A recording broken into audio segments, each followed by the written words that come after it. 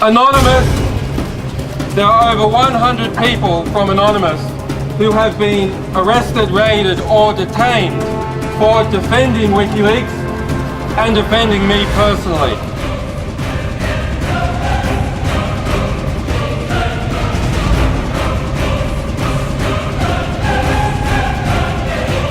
Under a new section used, people cannot wear masks in London, they cannot wear facial coverings in London, and that basic anonymity is denied to people.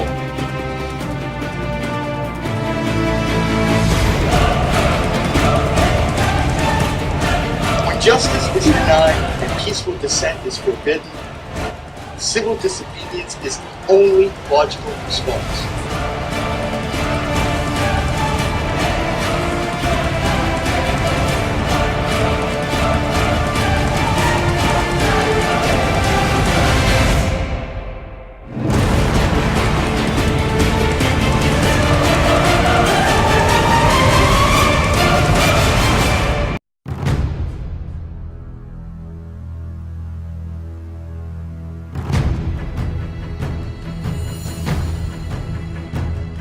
Greetings, citizens. The governments of the world have begun a war on information, arresting those who fight for the freedom of information and those who support them. This brutal crackdown on hackers, leakers, whistleblowers, and hacktivists is occurring not only in the United States but internationally. Law enforcement agencies have been conducting surveillance, executing search warrants, and abusing the legal system in an attempt to keep Anonymous from communicating with our brothers and sisters, and to repress any future acts of rebellion or intrusion into their corrupt system. For instance, the PayPal 14 have been charged with using a traffic generation tool in order to disrupt service for PayPal in support of WikiLeaks, in violation of US 18 Section 1030 of the Federal Code, which prohibits the infliction of damage on a protected computer.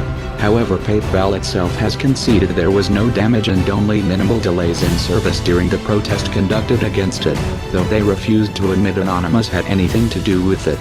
PayPal released funds that belonged to WikiLeaks in spite of exhortations from the US government that was pressuring them not to. We cannot have the basic right to political speech, a long tradition in the United States and other countries, anonymous political pamphleting, which was part of the US Revolution and many others, denied to us because we must always show ourselves and our face, not to each other but to the state.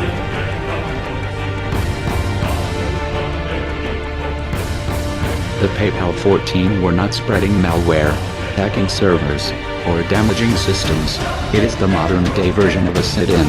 They were engaged in political speech, as do those who occupy, are protesters, petition signers, or congressional switchboard callers. On July 20, 2011, a day after the US-based arrests, FBI officials offered a rare glimpse into its justification for the crackdown, citing a need to nip chaos in the bud. "We want to send a message that chaos on the internet is unacceptable," said Stephen Abinsky, Deputy Assistant FBI Director. "Well, here's our reply. In order to combat this legal attack, we have established the Anonymous Solidarity Network, aka Free Anons Solidarity Network. The Anonymous Solidarity Network provides support for those who are facing prosecution for alleged involvement in anonymous activities, as well as assisting other users, anon or not. We update legal developments, provide information, and allocate resources directly to arrested and persecuted anons. We also offer tutorials on how anyone can protect themselves in what promises to be an increasingly hostile environment for free expression and internet freedom. Community acts of internet protest are not crimes nor conspiracies. We are the Air Force of Occupy. We are the defenders of the internet, and the protectors of freedom of information. We detest censorship. We will resist deliberate attempts to repress us. Efforts to do so only serve to strengthen our resolve. We are the true protectors of the people. When a person's rights are abused, we are there. When police brutality occurs, we are there.